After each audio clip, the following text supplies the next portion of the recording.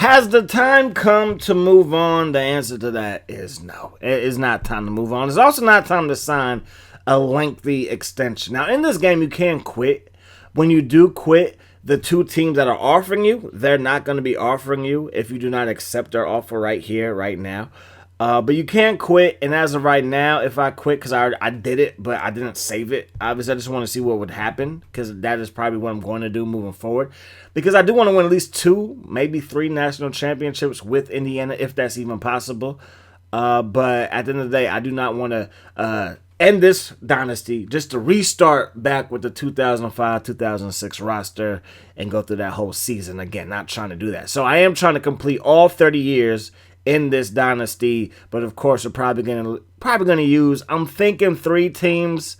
It could just be 2, but I'm thinking it's gonna be at the very least 3. Could be more, possibly. So Texas A&M offering us 3 years, so is LSU, and then of course Indiana is gonna offer us 6 years to stay, and they want us to finish in the top 25, win the Big Ten title, and play in a January bowl game, which is gonna be the norm for Coach Van Lasso moving forward.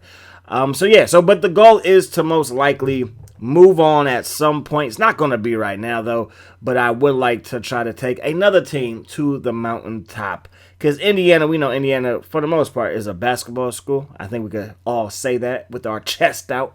So to have a good football program, make it to 2 straight Rose Bowls, win 2 straight Rose Bowls, I mean, that's pretty impressive.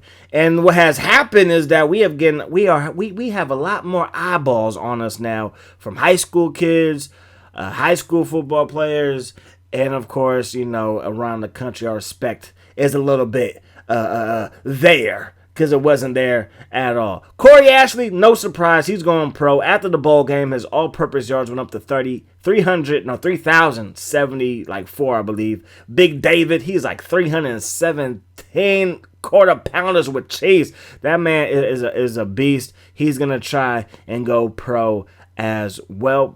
We hope nothing but the best for them. Obviously, we're going to be missing a bunch of receivers. Chambers hardly played this season because of Edwards, but Edwards, he's also leaving us. So our receiving room is going to look a little bit different. Ryan is gone, so the only returning receiver that got significant playing time is Mr. Mickey Walker, and hopefully he can continue to blossom. He's undersized at 5'6", but he has speed for days, and in the Rose Bowl, he knows how to make big plays, and that's our goal every year: win the Big Ten and get back to the Rose Bowl. Why not dominate this conference? So these are the guys that we're going after. Another Elite 11 quarterback wants to come to town. I don't think I've ever had this many Elite 11s on one roster, and we have 2 so far. And I do think it's because we play more of a pro-style attack. I know years past, it was a bunch of options. Because in this game, when this game first came out, Vince Young was a problem. Marcus Vick was a problem. Who else? A bunch of quarterbacks. They had a bunch of quarterbacks in this game that could scramble. All those guys were problems in this game. You go spread, you open up that speed option, and it was a headache for that defense. But going a more pro-style approach, we've got a bunch of quarterbacks that love to pass the football, even though the guy that we're going after, he's actually more of a dual threat. Arm strength is phenomenal, but everything else is pretty average. He is fast, though. He is fast. Runs a 4, I think it was a 4.4 or 4.5, somewhere in that range. So these are the guys that we were able to sign. We got the number 4 running back in the nation. He's also from Texas. So that gives us our 3rd recruit in this class from Texas. I'm not from Texas. I know some people think, are you from Texas? Because Texas is just known for great high school football. So being able to open up that pipeline was a goal of mine. I also want to open up Florida one day. Because, again, those are just hotbed for high school football and college football talent. So he missed out on a guard who's going to go to Miami.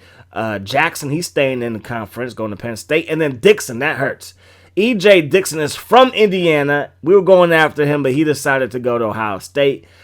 Big Kevin, I believe he is from Oklahoma, so he's staying in state. That really isn't a big surprise. Washington, a receiver. He's an athlete, but clearly he would be a receiver. He has great hands. 6'1", 189. Perfect receiver frame. but he's going to go to Miami. Don't miss out on this D tackle, Slaughter. And if you've been rocking with me for a while, you know that every guy with the last name Slaughter is just that, a slaughter. He's an absolute beast, absolute monster, and I'm pretty sure that he's going to turn into one as well. So we hardly ever get over the 20 mark when it comes to recruiting, because in this game you do have to cut people, and I don't like doing it. I know it's just a video game. I don't like cutting nobody because I believe everybody has potential. But 1 5-star recruit, 6 4-star recruits, and then 10 3-star recruits to give us a grand total of 7. I was hoping that Mitchell would be a great D tackle. I was hoping that he would be. 74 overall. As an athlete, he's a 76 overall. So it's really not that low. So I could slide him in there. But as an interior offensive lineman, he's 80 overall as an incoming freshman. That's the same rating as the kicker that we got. And that kicker is the number 1 kicker in the nation. And he's 80 overall. So, and this guy's just an athlete. You know what I'm saying? So I'm going to put him at center because we just lost a center and we missed out on a center in recruiting. And right now he's going to be our second highest overall center. I try not to read too much into overall ratings. I like to see player strength and stuff like that depending on where I put him. And his strength is at 94. So yeah. So Big Tyler, you can see that his speed is at 82. So when we do run the option, he is going to be in there.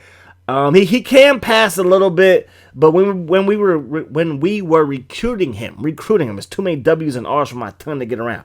When we were recruiting him, his accuracy was at an F. I'm gonna just put that out. Accuracy was F. I don't know how he could be an Elite 11 quarterback with his accuracy at an F, but hey, it is what it is. At the end of the day, he's on the squad. We also have Adams. Again, I love me some Courtney Johnson, but sometimes Courtney Johnson is hot or cold, and Adams is right there. He's an incoming redshirt freshman, so we have 2 freshmen technically, and then we have a junior in Courtney Johnson. So anything is possible. Anything can change. I'm not married to any of our quarterbacks. I'm married to just winning football games and trying to win the Big Ten, because this year Ohio State will be on the schedule. I believe it does rotate, because I don't believe we played Iowa last year. Did we play Iowa last year? I don't think we played Iowa. So Iowa, Ohio State, they are back on the schedule. I think Michigan is on the schedule as well, but we're going to check all that out in a second. So O-line is looking really good. O-line is looking really, really good. I am going to move that right tackle over to left tackle. I think I just showed that. 96 overall. Why not put him on the more important side, which is the QB's blind side? Linebacker core looks good. Right outside linebacker, a little bit of a question mark, but when we go nickel, we'll be fine because it's 2 linebackers on the field. Obviously, when we go 5D linemen, 2 linebackers, we'll be fine. And Frazier's a beast, and we got the best free safety in the nation coming back next year. And to my surprise, Houston, our best cornerback, he stayed. I thought he was going pro. I really did, but he stayed. So Garcia, 70 overall coming in as a freshman, the same as Battle. Battle is already second team Big Ten. I'm gonna have some formations with 3 safeties out there, so I'm really not too concerned about that. Players will transfer. We all know this, but I think that I'm gonna keep the depth chart the way that it is, at least for now. So Mike Walker, a bunch of Walkers on this team. Mike Walker, he's gonna get that red shirt work. So is Moore. Then when it comes to our fullback, Lewis, 82 speed as a fullback. I'm liking that. Y'all know I love using the fullbacks. I love running the football with the lead blocker. This game, you still got to go spread, though. Spread and single backs is the way to go, but just for what I grew up watching, I love the fullbacks, so I'm going to just have 2 on the roster as much as I can. I was going to redshirt Conception, but then I was like, he's our only true left tackle. Let me give Color this redshirt action, and I'm not going to redshirt Conception. And then I don't think I'm redshirting anybody on defense. I think everybody on defense is going to be free. We will redshirt Mitchell, 6'8", 327. Oh, man, I was really hoping that he would freaking be a D tackle. He might be the tallest center in history. And we ain't talking about basketball. Like, just my gosh. Like, That's a big center. Anyways, man, that is our roster moving forward. Our kicker, like I said, true freshman, 80 overall. I'm going to change his number. A lot of these guys are going to be wearing different numbers. Going to be playing Oregon at home. Got to get our revenge versus them. Hopefully we can. Hopefully they do not embarrass us because we have national championship aspirations, ranked number 14. Then we are at Oklahoma. Got to bye. Then Ohio State, at Wisconsin, Illinois, at Iowa, another bye week, Northwestern, Michigan State, Penn State, Purdue, that's our rival, in case you don't really know, and then Alabama. And I want to schedule somebody from the SEC to end the season. I think from here on out, I think that's just going to be a tradition. And my thinking of moving on is that we're not going to be in the SEC. We're probably going to do ACC because I haven't done an ACC Dynasty at all. So most likely when we do leave Indiana, I will look to join the ACC with one of those teams out there. Or maybe a Big 12. Haven't done Big 12 either. The Big 12 conference to me is the weakest out of all of them.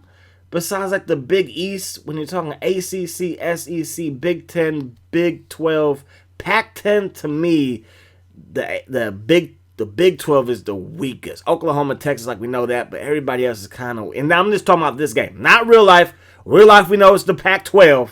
Pac-12 is garbage at times. And hopefully with USC, they could turn things around. I don't know. Maybe Oregon can get back in the swing of things. I don't know. But hey, it is what it is. I'm going to get up out of here, though. I hope that the rest of your day is the best of your day. And I hope that you guys enjoyed the video. Peace, love, house.